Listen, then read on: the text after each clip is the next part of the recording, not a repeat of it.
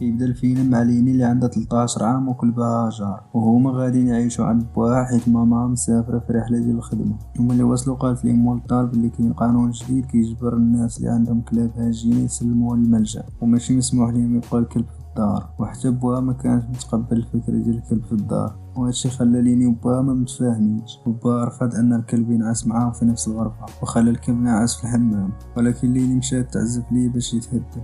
وفي الصباح جا عندهم واحد المراقب ديال الكلاب وقال لهم بلي توصل بشكاية على اساس عندهم شي كلب من السلالة مختلطة، وقال لهم خاصهم يخلصوا غرامة ولا غادي ياخد منهم الكلب. وبات ليني رفض انه يخلص غرامة، وليني خدات الكلب معاه للدرس ديال الموسيقى باش يحميه من انهم ياخذوه ليها، ولكن الاستاذ ديالها عاق بيها وقال ليها تخرج. وملي خرجت للزنقة جا باها كيقلب عليها وبعد ما سمع شنو وقع في المدرسة قال لها غادي يدي الكلب للملجأ، ولكن هي رفضات. باها خرج الكلب وخلاه في الزنقة، والكلب حاول يجري ورا الطوموبيل ولكن ما قدرش. وفي الليل لينا بغات تخرج باش تقلب عليه، ولكن باها حبسها وما خلاهاش تخرج. من بعد هاجر بدا كيقلب على ما ياكل، تلقى واحد المجموعة ديال الكلاب، ولكن جا قزار وحاول يقتل هاجر، غير عتقاتو واحد الكلبة بيضة وخداتو معاها.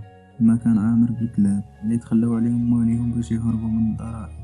في الصباح جاو بوليس ديال الكلاب وبداو يجمعوا في الكلاب من الزنقة، ولكن هاجر قدر يفلت من المساعدة ديال واحد المتشرد اللي خباه، ومن بعد شدو باش يحتفظ بيه. في هاد الوقت ليني رجعت تقلب على كلبها ولكن ما لقاتوش. وفي جهة أخرى المتشرد باع هاجر مروض الكلاب اللي بدا كيدربو باش يولي وحش ديال المصارعة.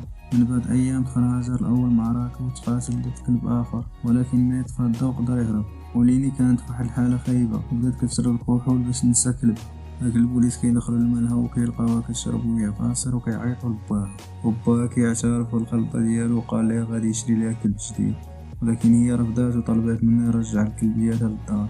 المهم من بعد العلاقة بيناتهم بدات كتحسن، اما هاجر فشدوه وجابوه للملجأ. وليني مشات مع باها لحفلة موسيقية باش غادي تعزف فيها، ولكن في هاد الوقت هاجر هجم على واحد من الزوار ديال الملجأ وقرروا باش يقتلوه، وهو قدر يهرب وضرب الحارس. من بعد جمع الكلاب وخرجوا للشارع وكيهجموا على الناس، وهاجر بدا كينتقم من الناس اللي آلوه، وبدا بالقزار اللي حاول يقتلوه في الاول. من بعد قتل المروض اللي عذبوه.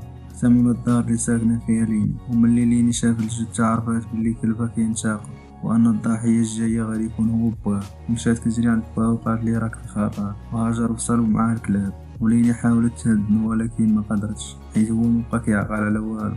باها خرج الآلة الموسيقية وليني بدات كتعزف، وهاجر بدا كيتفكر الموسيقى ديالها.